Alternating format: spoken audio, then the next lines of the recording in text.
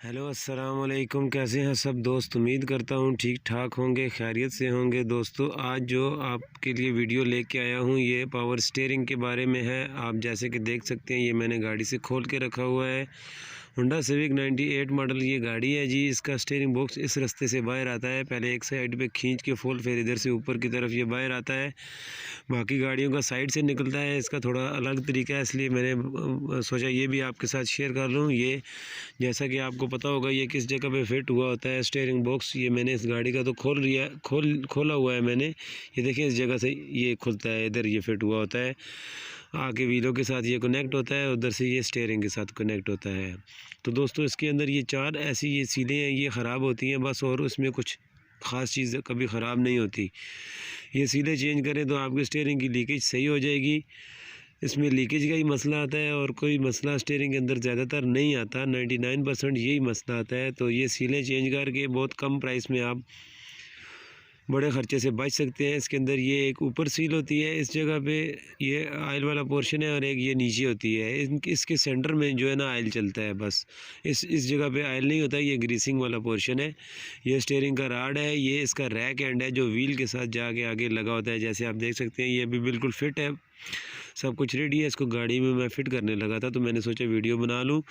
इसके अंदर दो सीलें और भी होती हैं, जो एक इधर और एक इधर होती है। ये इसके बिल्कुल सेंटर में आयल चलता है। इसके अंदर ये पाइप दो लगे होते हैं, ये इस पोर्शन को उस पोर्शन से कनेक्ट करते हैं। वो पाइप इस जगह पे, दो जगह पे जो जैसे आप देख सकते हैं लगे होते हैं।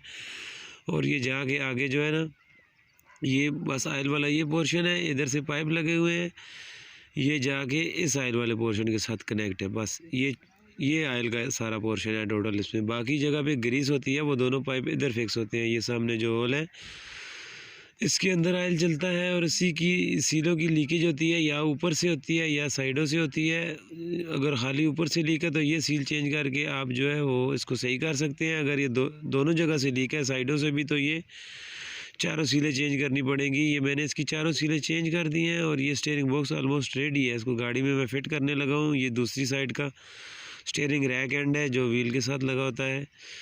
इसी तरह ये देखिए, जैसे आप देख सकते हैं ये बिल्कुल रेडी है। मैं इसको फिक्स कर रहा था, मैं नहीं बना सका वीडियो, उस पर कभी नेक्स्ट टाइम फिर बनाऊँगा। ये जैसे कि आप देख सकते हैं ये फुल रेडी है। इसको अभी मैं इसकी ग्रीसिंग करूँगा। ये देखें अभी ग्रीसिंग वगैरह इसकी हो गई है, और ग्रीसिंग के बाद इसके साथ क्या करना है कि इसको कैसे बंद करना है आपने सही, वो भी मैं आपको बताऊंगा, कि ताकि इसके अंदर पानी ना जाए। इसके अंदर पानी जाएगा तो आपका स्टीयरिंग बॉक्स बहुत जल्दी ख़राब हो जाएगा। इसके ऊपर इस तरह से ये बूट आपने लगाने हैं, और ये बिल्कुल फटा हुआ या इसमें सुराख नहीं होना चाहिए। और इसके किनारों के ऊपर जो है इसको कैसे ये क्लिप लगा के इसने आपने फ़िक्स करना है सही, कि स्टीयरिंग के अंदर पानी बिल्कुल ना जाए।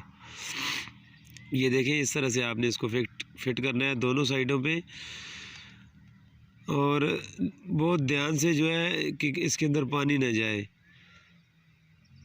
कभी स्टीयरिंग के ऊपर वीडियो बनाऊंगा ज़रूर, कभी कि सीलों का क्या प्रोसेस है, वो कैसे चेंज होती हैं, वो भी इंशाल्लाह जल्दी बनाऊंगा। कभी दोबारा किसी गाड़ी का खोला तो ये गाड़ी बिल्कुल ठीक होगी, वर्कशॉप से चली गई है। मैं वीडियो ये बाद में अपलोड करूँगा, मतलब बाद में इसको मैं रेडी कर रहा हूँ।